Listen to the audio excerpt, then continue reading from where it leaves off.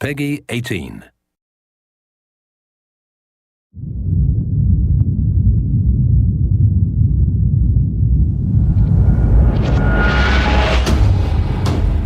Hey everybody, Zachary Levi here.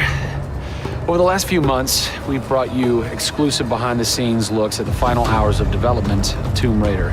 You've seen Camilla recording her last few lines, Rihanna musing her last few words, and Jason completing the last few notes of the score. As those key pieces lock into place, it's time to reveal one of the last portions of the game, and a team that's been shrouded in secrecy for 2 years. We're here in the beautiful and freezing Montreal, Canada, to bring you the final hours of Tomb Raider multiplayer edition. These are the final hours of Tomb Raider. Welcome to yet another world-class studio in the Square Enix portfolio, Eidos-Montréal, home of the multi-award-winning game Deus Ex. Locked away in one of the far corners of the studio is a team of experienced, passionate professionals who have been specially brought together to create the first ever multiplayer component to the Tomb Raider universe. Let's meet the team behind the vision, direction, and decisions, and hopefully get a chance to play a few rounds. Here we are at Eidos-Montréal. Before we get into why we're here, Carl, you now have an amazing stash, my friend. What is the impetus behind this? As a studio, we've been participating in Movember. A good friend of mine, JJ Owens, works for Movember in LA. We set up the gaming challenge and we brought studios from all around the world together. I think so far we've raised somewhere in the region of $140,000, $150,000. Well done. Been a big success, although my wife doesn't necessarily always approve. She hates it? Oh, my wife wakes up in the morning. She says that she hates it. She secretly loves it. What were some of the factors that led to a multiplayer facet to this new Tomb Raider? When we started developing sort of our vision for reimagining Tomb Raider, on paper, it was all about single player. And as we started to build that world out, we had the island, we had the Solarian, the scavengers. We started to realize that we had this canvas. Great warring factions, great landscapes. Yeah, we had all these really awesome places where it was all about traversal and single player. When we started looking at that, we thought, wow, well, what about multiplayer? Part of the genesis of that was Lara Croft and the Guardian of Light that kind of cracked open a door to lead you guys into the multiplayer into here at Eidos-Montréal. Guardian of Light was a downloadable, a smaller scale project, and that allowed us to sort of take the risks that we wouldn't necessarily take on a full-blown project. Guardian of Light was our Pixar short. It's the idea that whilst you're building your big project, you're always thinking about that next thing, but also allowed us to be able to start understanding co-oping and networking. It was a game that actually brought Tomb Raider fans together for one of the very first times. You hear them in their ear and they were having fun. And as a result of that, that led to us thinking about multiplayer. Hopefully our single-player experience we're delivering is a very sort of single-player, solitary, immersive type of experience. But at the same time, we believed tomb raiding together with friends would be fun. Tomb raiding, I think that's the first time I've ever heard that term. I like that. It's fun. You know, axe climbing and zip lining and the traversal that we get in there and the traps. For me, it was very sad to have that catch-22 of it would be great to do this in multiplayer, but we just can't split our resources like that. And that's how Eidos-Montréal came about. We had staffed up our teams to develop a single player. Everybody was gelling together really well, and it wasn't something that we wanted to just bolt on. We always said if we were going to do it, we're going to do it right. If you could have a fan play the multiplayer for the first time, what do you want them saying?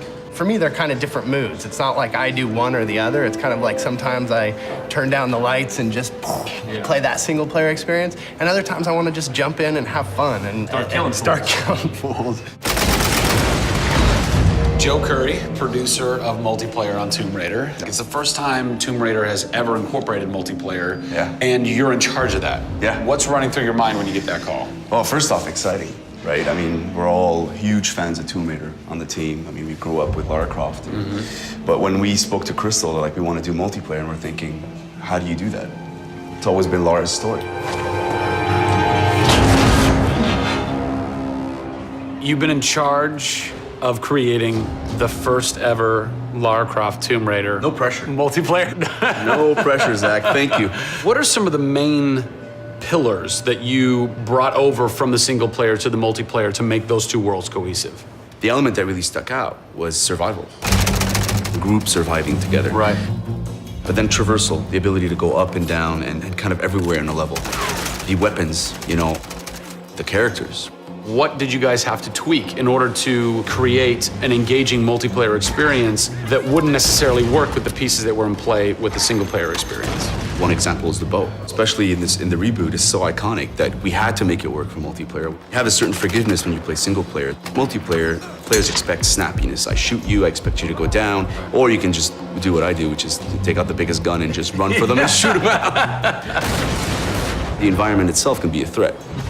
The Solari, the guys that are on the island have had a chance to prepare traps. We've got things like an ammo box that looks like an ammo box, but it's really an explosive device. I need ammo, and it looks just like the regular ammo box, and then you're gonzo. We have a lightning rod. You'll get a lightning strike on the rod, and then you'll eliminate your enemy. First and foremost, we want to be humble.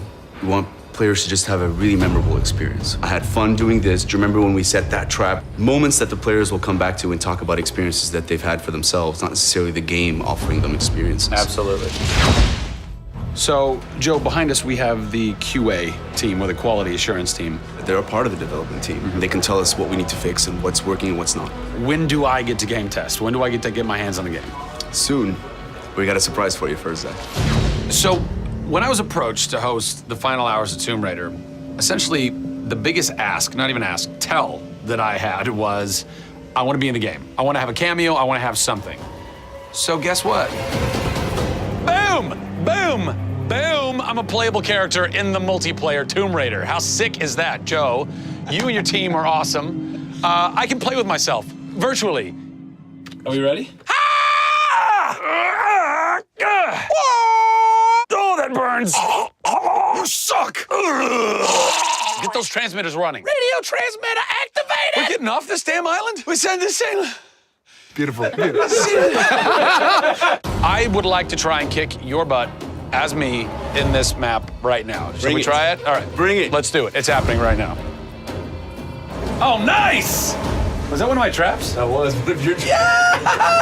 Yeah! These booby traps are really fun. I mean, they're really, really fun. Yeah! Don't worry about it. Just because you made the game and I beat it. As you can see from the people and passion here at Eidos-Montréal, this isn't just some add-on. They're devoting themselves to making this an experience in keeping with the feeling of single player. Familiar, yet different. Coming up in the final 2 episodes of our series, we go back to the home of Lara Croft. They're taking Tomb Raider to the finish line, and we'll be there for it.